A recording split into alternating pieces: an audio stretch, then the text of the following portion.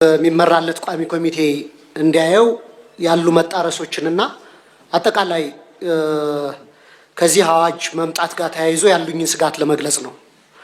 በስጋቶች ለመጨመር እንግዲህ ዋነኛ ዓላማው የሚመስለኝ የውጭ ካፒታል ወደ ሀገር ውስጥ እንዲመጣ የውጭ ምንዛሬ ማግኛ እሱን ዓላማ ታቅዶ ይመስለኛል ይህ አዋጅ የተዘጋጀው።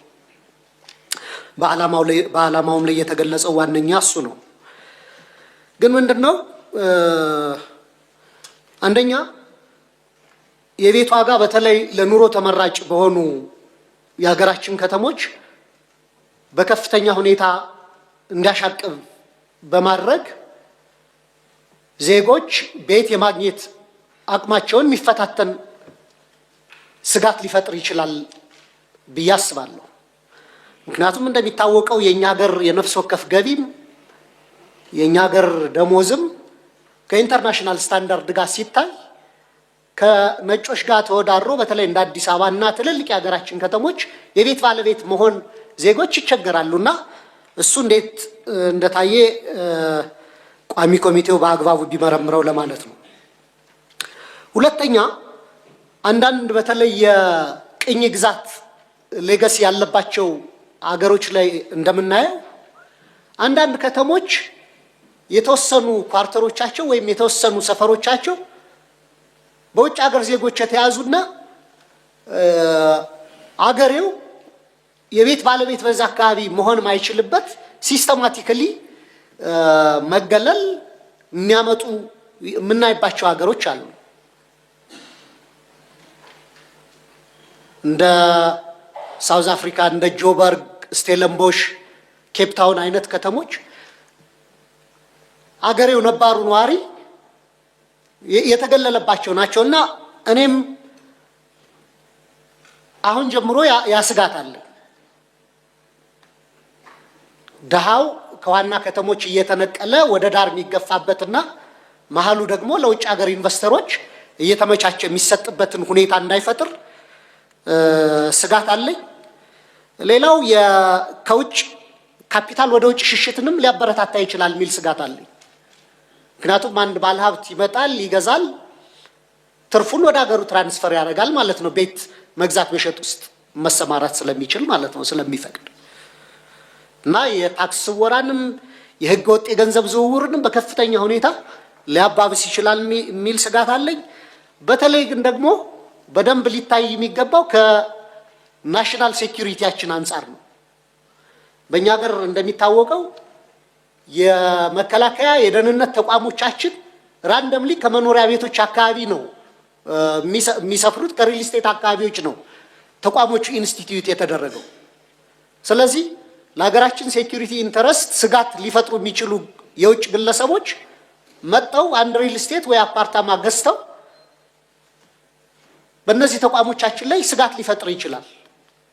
ቀላል ምሳሌ የጦር ኃይሎች ያለበትን ቦታና ከአስፋልት ማዶ ደግሞ እየተሰራ ያለ አንድ ሪል ስቴት አለ። አሁን ሬሰንትሊ እዚህ አዲስ አበባ እንኳን ማለት ነው ጂፕላስቱ 3 ቤቶች ይገነባሉ። ከላይ ሆኖ እነዚህን ተቋማቶቻችን በቀላሉ መሰለል ይችላል ማለት ነው የውጭ ሀገር ሰው። አዋጁ ጊዜውን የጠበቀ እና ጠቃሚ ነው። ህገ መንግስታችን መሬት የህዝብና የመንግስት ነው ማለት ህግ ወጥቶ አዋጅ ወጥቶ ኢትዮጵያውያን ወይ ደግሞ የውጭ ሀገር ዜጎች አይጠቀሙ ማለት አይደለም። ሁሉም የሚተዳደረው በህግ ስለሆነ ማለት ነው። በሁለተኛው ይሄንን ረቂቅ አዋጅ ደግሞ ኮሎናይዝድ ከሆኑ ሀገራት ጋር ማወዳደርም ትክክልም አይደለም። ኢትዮጵያ ኮሎናይዝድ የሆነች ሀገር አይደለችም። ካሉት ሀገራት ነፃ የሆነች ራሷን ያስከበረች ሀገር ስለሆነች እንደ ሳውዝ አፍሪካም ሌሎች ሀገሮች ኬንያም መውሰድ አንችልም ማለት ነው። ይሄ በአዲስ ህግ ኢትዮጵያ ወደ ብልጽግና በምትሄድ ወቅት ላይ የመጣ አዋጅ ስለሆነ ነው እና አዋጁ አንድ የውጭ ሀገር ዜጎች እና ባለሀብቶች እምነት እንዲያገኙ ያደርጋል ማለት ነው። ንብረታቸውን ሀብታቸውን ወደዚህ ለማምጣት ይሄ ህግ መውጣቱ በጣም አስፈላጊ ነው። ሁለተኛው የኢንቨስትመንት ፍሰትን ደግሞ በጣም ያሳልጣል። በሶስተኛ አሁን እንደ ችግር የምናወራው የመኖሪያ ቤት ችግርም ሚዛኑ እንዲጠብቅ ያደርጋል ማለት ነው። ብዙ ሪል ስቴቶችም እንዲገነቡ ስለሚያደርግ፣ በሌላኛው ደግሞ የስራ ዕድልም ያመጣል። ብዙ የስራ ዕድል ኢትዮጵያ ውስጥ እንዲፈጠር ስለሚያደርግ ማለት ነው። ለዚህ ደግሞ ኢትዮጵያ ውስጥ ብዙ ምቹ ሁኔታዎች አሉ። አንድ የኢትዮጵያ ተቀባይነት በአፍሪካም በዓለምም እየጨመረ ባለበት ሁኔታ ረቂቅ አዋጁ መውጣቱ፣ ይሄ ረቂቅ አዋጅ ስራ ላይ ሲውል ጥሩ ይሆናል፣ የተሳካ ለህዝቡም ለውጭ ሀገርም ለውስጥ ሀገርም የሚኖሩ ጠቃሚ ይሆናል ማለት ነው። በሌላው በኩል ደግሞ ኢትዮጵያ በአሁኑ ጊዜ ከተወሰነ ወራት በኋላ የኢትዮጵያ ሬኔሳንስ ደም አባይ ስለሚመረቅ የኃይል አቅርቦት ሌሎች ውጭ ሀገር ያሉ ባለሀብቶች ወደዚህ እንዲመጡ ያደርጋል ማለት ነው። ይሄ ሳቢ ሁኔታ ነው። በሶስተኛው የህዝቡ ፍላጎት ራሱ የመንግስት ቁርጠኝነት አዋጁ መውጣቱ ኢትዮጵያ ወደ ከተማይነት የኮሪደር ዴቨሎፕመንቱ እና የውጭ ሀገር ባንኮች ደግሞ ወደፊት ወደ ኢትዮጵያ ስለሚመጡ ለዛ ዜጎች ያስፈልጋል ማለት ነው። ህገ መንግስታችን አንቀጽ 40 መሬት የኢትዮጵያ ህዝቦች የጋራ ንብረት እንደሆነ እንደማይሸጥ እንደማይለወጥ ይደነግጋል። አሁን ደግሞ እያልን ያለነው መሬት የውጭ ባለ ሀብቶችም የውጭ ዜጎችም ነው እያልን ነው። አንደኛ። ሁለተኛ የጋራ ንብረት ሳይሆን የግለሰቦችም ነው እያልን ነው። ሶስተኛ ደግሞ መሸጥ መለወጥም እንደሚችል እየደነገገ ስለሆነ በእነዚህ ሶስት ሁኔታዎች ምክንያት ህገ መንግስታችን ጋር የሚጣረስ አዋጅ እያወጣን እንዳይሆን እሰጋለሁ። በሁለተኛ የማነሳው ነገር በአሁኑ ሰዓት በሀብታሞችና በድሃዎች መካከል ያለው ልዩነት ከፍ ያለበት ሁኔታ ነው ያለው። የውጭ ዜጎችን በብዛት ወደ ሀገራችን በምናስገባበት ሁኔታ ደግሞ ይህ ልዩነት የበለጠ ከፍ ሊል ይችላል ብዬ ገምታለሁ። እነዚህ የውጭ ባለሀብቶች ከፍተኛ መዋለ ንዋይ ይዘው በሚመጡበት ሰዓት ባለስልጣኖቻችንን በማማለል የበለጠ ሙስና ተስፋፍቶ ንብረቶች በጥቂቶች ውስጥ እንዲገቡ ህዝብም ሳይጠቀም የሚቀርበት ግለሰቦች ብቻ ተጠቃሚ የሚሆንበት ሁኔታ ሊፈጠር ይችላል የሚል አንድ ጉዳይ አለኝ። በአራተኛ ደረጃ ደግሞ የማነሳው ነገር ምንድን ነው? ዜጎች ባላቸው ሀብቶች ተጠቃሚ በማይሆኑበት ሁኔታ ሲፈጠር ስርዓት አልበኝነትና ሌብነት የመስፋፋት ሁኔታ አለ። ቅድም ዶክተር ደሳለኝ የደቡብ አፍሪካን ኬዝ ጠቅሷል።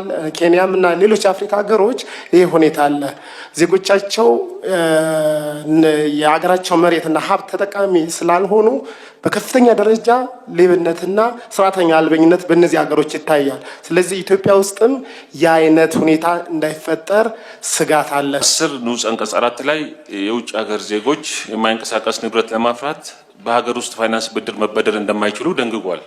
ትክክል ነው። ይሄ አግባብነት አለው። እኔም መስማማበታለሁ።